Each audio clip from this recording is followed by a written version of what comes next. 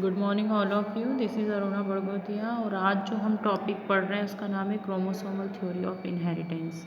अब चूँकि यहाँ पर बात हम कर रहे हैं क्रोमोसोम्स की और इनहेरिटेंस की, तो इनहेरिटेंस ऑलरेडी बता चुके हैं कि जितने भी हमारे कैरेक्टरिस्टिक्स हैं, चाहे वो जीनोटिपिकल हों चाहे फिनोटिपिकल हैं, उनका ट्रांसफ़र अगर या उनका फ्लो जो होता है वो अगर जनरेशन टू जनरेशन होता है तो उसे हम इनहेरिटेंस बोलते हैं। एक चीज़ आपको ये समझ में आ गई होगी, बट यहाँ पर हम बात कर रहे हैं क्रोमोसोम्स की।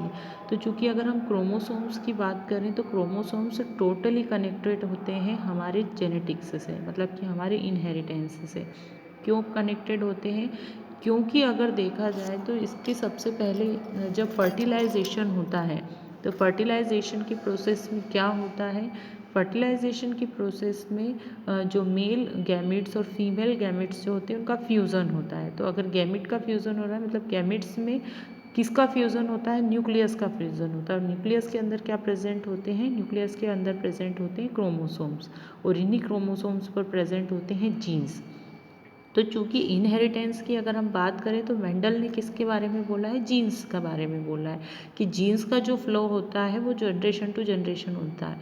और ये जीन्स कहाँ पर प्रेजेंट है, ये जीन्स प्रेजेंट है क्रोमोसोम्स पर, जिसमें मैंने आपको बता दिया है कि जब गैमेट्स का फ्यूज़न होता है तो वन पेयर जो होते हैं क्रोमोसोम्स जो होते हैं वो मेल से आते हैं, मतलब मदर से आते हैं, या तो फिर मदर से आते हैं या फिर एक तरह से देखा जाए तो फादर से आते हैं। तो मदर एवं फादर दोनों से ही क्या होते हैं, क्रोमोसोम्स आते हैं और एक कंप्लीट सेल बनाते हैं। अब क्या होता है, इस सेल में डिवीज़न होता है तो जो क्रोमोसोम्स होते हैं वो डिवाइड होते हैं और फिर सेल्स का मास बनता है और उसके डेवलपमेंट के बाद फिर चाइल्ड फॉर्म होता है।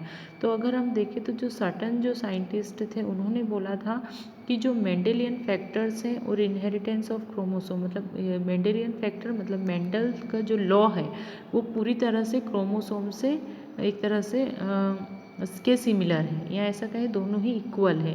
क्यों है इक्वल, क्योंकि क्रोमोसोमल थ्योरी मतलब जो सटन ने जो क्रोमोसोमल थ्योरी दी है उसका मीनिंग यही होता है कि जो क्रोमोसोम्स होते हैं उनका फ्लो भी जो होता है वो जनरेशन टू जनरेशन होता है, क्योंकि क्रोमोसोम्स पर ही क्या प्रेजेंट होते हैं, जीन्स प्रेजेंट होते हैं। और मेंडल भी यही बोलता है कि जीन्स जो होते हैं उनका फ्लो जनरेशन टू जनरेशन होता है, मतलब जो भी कैरेक्टरिस्टिक्स पेरेंट्स में होते हैं वो जीन्स के थ्रू कहाँ जाते हैं, अदर एक तरह से जनरेशन में जाते हैं, नेक्स्ट जनरेशन में जाते हैं। तो ये दोनों ही एक तरह से देखा जाए तो एक दूसरे से कनेक्टेड थे। और ये कब होता है, ये होता है सेल डिवीज़न के टाइम, क्योंकि क्रोमोसोम्स जो होते हैं उनका डिवीज़न होता है जब सेल डिवीज़न होता है। अगर आपको इसको और अच्छे से समझना है तो जैसे स्पर्मेटोजेनेसिस और oogenesis की अगर आपने प्रोसेस पढ़ी है तो उसमें ये बहुत अच्छे से समझ में आते हैं। तो उन्होंने कुछ इसके लिए कॉन्सेप्ट दिए थे और वो क्या थे कि each species contain specific and definite number of chromosomes. इसका मतलब ये होता है, इस पॉइंट का मीनिंग मैं बता देती हूँ कि जितने भी ऑर्गेनिजम्स होते हैं उन ऑर्गेनिजम्स में डेफिनेट नंबर में क्रोमोसोम्स प्रेजेंट होते हैं। फॉर एग्जांपल जैसे ह्यूमन बींग्स की अगर हम बात करें तो ह्यूमन बींग्स में टोटल नंबर ऑफ क्रोमोसोम्स कितने होते हैं, 46, और अगर पेयर में हम उनको देखें तो 23 होते हैं, जिसमें से 22 ऑटोसोम्स होते हैं और 1 पेयर जो होते हैं वो सेक्स क्रोमोसोम्स होते हैं। तो इसमें मोस्ट इम्पॉर्टेंट रोल प्ले करते हैं सेक्स क्रोमोसोम्स, जो कि ये बताते हैं कि आगे आने वाली जनरेशन में मेल होगा या फीमेल। बट जो 22% जो क्रोमोसोम्स होते हैं, 22 पेयर ऑफ क्रोमोसोम्स जो होते हैं वो ये आगे हमारे जो फिनोटिपिकल कैरेक्टर है, जैसे मदर के हम कितने सिमिलर दिखते हैं या फादर से हम कितने सिमिलर देखते हैं, तो उनका फ्लो करते हैं। और इनकी साइज़ भी एक तरह से देखा जाए तो डेफिनेट होती है, शेप भी डेफिनेट होता है, और इनमें जीन्स की नंबर और सीक्वेंस भी जो होती है वो डेफिनेट होती है, जिससे कि हमारे एक तरह से देखा जाए तो इसमें से 1 पेयर जो होते हैं मदर से आते हैं और 1 पेयर जो होते हैं फादर से आते हैं। तो ये दोनों जब आते हैं तो फिर ये क्या बनाते हैं, होमोलोगस पेयर बना लेते हैं। होमोलोगस का मतलब होता है जो सिमिलर स्पीशीज़ से आते हैं, जैसे मेल और फीमेल क्या है, ह्यूमन्स ही हैं। तो उनसे जब ये 1 पेयर मतलब हाफ हाफ क्रोमोसोम आते हैं और ये एक साथ जुड़कर क्या बनाते हैं, होमोलोगस पेयर बनाते हैं। और जितने भी क्रोमोसोम्स होते हैं उनमें क्रोमेटिड प्रेजेंट होते हैं। क्रोमेटिड्स का मतलब ये होता है जो क्रोमोसोम की आर्म्स होती है। क्रोमोसोम्स का शेप कैसा होता है, ऐसा होता है, एक्स लाइक होता है। तो ये तो क्रोमोसोम से कंप्लीट क्रोमोसोम से, और ये क्या हो गई, इसकी आर्म्स हो गई। तो इनके आर्म्स को क्या कहा जाता है, क्रोमेटिड कहा जाता है। कभी कभी क्या होता है, ये जो क्रोमेटिड होते हैं, जैसे मान लीजिए 2 क्रोमोसोम एक साथ है, तो जब सेल का डिवीज़न होता है तो इसका क्रोमेटिड इधर अटैच हो सकता है, इसका क्रोमेटिड इधर अटैच हो सकता है, जिसको क्रॉसिंग ओवर भी बोलते हैं। सेल डिवीज़न जब होता है तो इस तरह से प्रोसेसेस हमको दिखती हैं, तो जिसके कारण क्या होते हैं, जो कैरेक्टरिस्टिक्स होते हैं उनमें डिफरेंसेस आते हैं, जिसको हम वेरिएशन बोलते हैं। तो अगर देखा जाए तो ये जो क्रोमेटिड होते हैं इनको सिस्टर क्रोमेटिड बोलेंगे। जो दोनों आर्म पर प्रेजेंट है, सिमिलर अगर क्रोमोसोम पर प्रेजेंट है तो इसको क्या बोलेंगे हम, सिस्टर क्रोमेटिड बोलते हैं। और ये भी क्या होते हैं, कभी कभी सेल डिवीज़न के टाइम इनमें भी क्या होता है, ये भी टूटकर दूसरे क्रोमोसोम से अटैच हो सकते हैं। अब during meiotic division each member of a pair of homologous chromosome after separating into daughter nuclei, similarly each member of allelomorphic pair also gets separated from each other during meiosis, whereby only one allele is present in gamete or haploid cell। इसका meaning ये होता है कि जब भी cell division होता है, जिसमें मियोटिक सेल डिवीज़न या समसूत्री विभाजन हिंदी में बोलते हैं इसको। मियोटिक डिवीज़न जब होता है तो जो क्रोमोसोम्स होते हैं उनमें क्या होता है, उनमें भी डिविजन्स होता है। तो उनके डिविजन्स के थ्रू क्या होते हैं, जो क्रोमोसोम्स होते हैं वो सेपरेट हो जाते हैं, और सेपरेट होने के बाद वापस क्या करते हैं, एलाइल के फॉर्म में प्रेजेंट होते हैं। तो जो हैप्लॉइड्स होते हैं, तो एक्चुअली देखा जाए तो गैमिट हैप्लॉइड होते हैं, पर जब आगे जाकर जब ये जुड़ जाएंगे, जैसे एक गैमिट मेल से आया और एक फीमेल से आया है, तो मेल फीमेल जो होंगे गैमिट पहले कैसे होते हैं, हैप्लॉइड होते हैं, पर आगे जाकर जब ये आपस में जुड़ जाते हैं तो डिप्लॉइड हो जाते हैं। और during fertilisation when both haploid gametes are fused, तो जब फर्टिलाइजेशन होता है तो दोनों हैप्लॉइड, ये मैंने आपको बता दिया है कि ये मदर से हैं जैसे मान लीजिए, और ये फादर से हैं, तो जब ये दोनों आपस में आएंगे तो ये अभी हाफ हाफ है, और जब दोनों आएंगे तो ये क्या हो जाएंगे, कंप्लीट होमोलोगस क्रोमोसोम्स फॉर्म करेंगे, क्योंकि दोनों से आगे हाफ मदर से आए और हाफ फादर से आए हैं। जैसे मान लीजिए हम देख लेते हैं कि जैसे मान लीजिए 11 इससे आए, 11 इससे आए, तो कितने हो गए टोटल 22। तो इस तरह से अगर देखा जाए तो ये क्या करते हैं, हाफ हाफ क्रोमोसोम्स जो होते हैं आकर जुड़ते हैं, मतलब हैप्लॉइड क्रोमोसोम्स जुड़कर डिप्लॉइड क्रोमोसोम्स बना लेते हैं। अब इनमें क्या डिफरेंसेस होते हैं क्रोमोसोम्स और जीन्स में, क्योंकि जीन्स जो होते हैं वो क्रोमोसोम के अंदर ही प्रेजेंट होते हैं, ये भी पेयर्स में होते हैं और ये भी पेयर्स में होते हैं। ये इनको पेयर्स में जब प्रेजेंट होते हैं तो इनको एलाइल्स बोलते हैं हम। और ये जो होते हैं गैमिट्स का जब फॉर्मेशन होता है तो ये ट्रांसफ़र होते हैं, और ये भी कैसे ट्रांसफ़र होते हैं, पेयर्स में ही ट्रांसफ़र होते हैं। दोनों का ट्रांसफ़र कैसे होता है, पेयर्स में होता है। और ये इंडिपेंडेंट पेयर्स जो होते हैं independently of each other segregate, मतलब इनका भी ट्रांसफ़र इंडिपेंडेंटली होता है, और ये वन पेयर जो होते हैं वो एक तरह से इंडिपेंडेंटली अनदर पेयर के साथ, ये मतलब पेयर में ही ये जाते हैं ये भी। तो अगर हम देखें तो on the basis of above points 1902 में बॉवेरी और सटन ने इसको ऑब्ज़र्व किया था, और बताया था कि जो एक्चुअली देखा जाए तो जो जाइगोट फॉर्म होता है उसका फॉर्मेशन जो होता है वो गैमेट से होता है, और ये गैमेट्स किन से आते हैं, हाफ एक मदर से और एक फादर से। तो ये जो है एक्चुअली देखा जाए तो क्रोमोसोम्स जो है वो टोटली अटैच्ड होते हैं मेंडल से, क्योंकि मेंडल का भी यही कहना था, मेंडल ने भी यही बात बोली थी कि जो क्रोमोसोम्स होते हैं, या उन्होंने जीन्स का बोला था कि जीन्स का जो फ्लो होता है वो एक पर्टिकुलर हेरिडिटरी यूनिट के थ्रू होता है, और इस यूनिट को क्या बोलते हैं, इस यूनिट को बोला जाता है जीन्स। और जीन्स कहाँ प्रेजेंट होते हैं, क्रोमोसोम्स पर।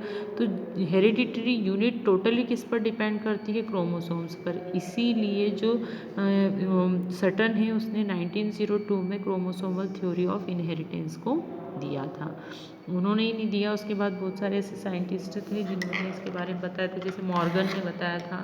मॉर्गन ने इसका एक्सपेरिमेंट किया था ड्रोसोफिला मेलोनिकेस्टर, जिसको रेड आई फ्लाई बोलते हैं, और ये जो फ्रूट फ्लाई होती है एक तरह से, जिन्होंने genetic theory genic theory of inheritance दिया था। तो अगर हम देखें according to the chromosomal theory of inheritance, the Mendelian factor और genes are situated on the chromosome and chromosomes segregated assort independently during meiosis और गैमिट फॉर्मेशन। तो इसका मीनिंग ये होता है कि अगर हम देखें तो जो क्रोमोसोमल थ्योरी ऑफ इनहेरिटेंस ये बोलता है कि जो मेंडेलियन फैक्टर जिसको हम जीन्स बोल रहे हैं, तो जीन्स कहाँ पर प्रेजेंट होती है? क्रोमोसोम्स पर। और यही क्रोमोसोम्स जो होते हैं इंडिपेंडेंटली ट्रांसफ़र होते हैं ड्यूरिंग मियोसिस। मतलब ये कहाँ से आते हैं? गैमिट के फ्यूज़न से, मेल गैमिट और फीमेल गैमिट के फ्यूज़न से। और ये independently generation to generation flow होते हैं। तो इसका क्या सिग्निफिकेंस निकलता है? इसका सिग्निफिकेंस ये निकलता है कि जब जाइगोट फॉर्म होता है, डिप्लॉइड जाइगोट की बात कर रहे हैं, तो जब डिप्लॉइड जाइगोट फॉर्म होता है तो उसका फॉर्मेशन कैसे होता है? फर्टिलाइजेशन से होता है। और फर्टिलाइजेशन में क्या होता है? एक क्रोमोसोम का एक सेट जो है वो किससे आता है? मदर से आता है, और दूसरा जो होता है वो फादर से आता है। और ये दोनों आपस में जुड़कर क्या बनाते हैं? होमोलोगस पेयर बनाते हैं। ये होमोलोगस पेयर बनाते हैं। और सेकंड पॉइंट इसका क्या कहता है?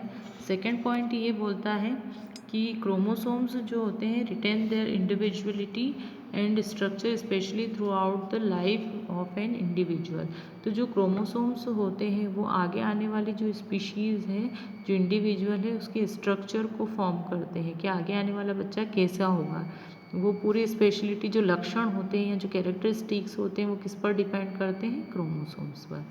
क्रोमोसोम्स जो होते हैं वो जीन्स को कैरी करते हैं। मतलब जीन्स जो होते हैं वो कहाँ प्रेजेंट होते हैं? क्रोमोसोम्स पर। तो बहुत ही इम्पोर्टेंट रोल प्ले करते हैं कैरेक्टरिस्टिक्स के लिए या कैरेक्टरिस्टिक्स डिटर्मिनेशन के लिए। जो आगे आने वाली जो जनरेशन है उसके कैरेक्टर्स या ऑर्गेनिजम्स के जो कैरेक्टर्स हैं वो टोटली किस पर डिपेंड करते हैं? जीन्स पर।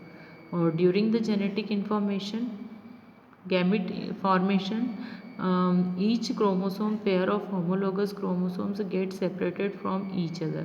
तो जब गैमिट का फॉर्मेशन होता है तो गैमिट के फॉर्मेशन के समय जो क्रोमोसोम्स होते हैं वो हैप्लॉइड होते हैं, क्योंकि वो अपने पेयर से क्या होते हैं? अलग हो जाते हैं। और फिर क्या करते हैं? सेपरेट हो जाते हैं बिकॉज। और जीन्स जो होते हैं, क्योंकि जीन्स कहाँ प्रेजेंट होते हैं? क्रोमोसोम्स पर। तो ये पेयर में सेपरेट हो जाते हैं जिसको हम मियोटिक सेल डिवीज़न बोल रहे हैं। और माइटोसिस में क्या होता है?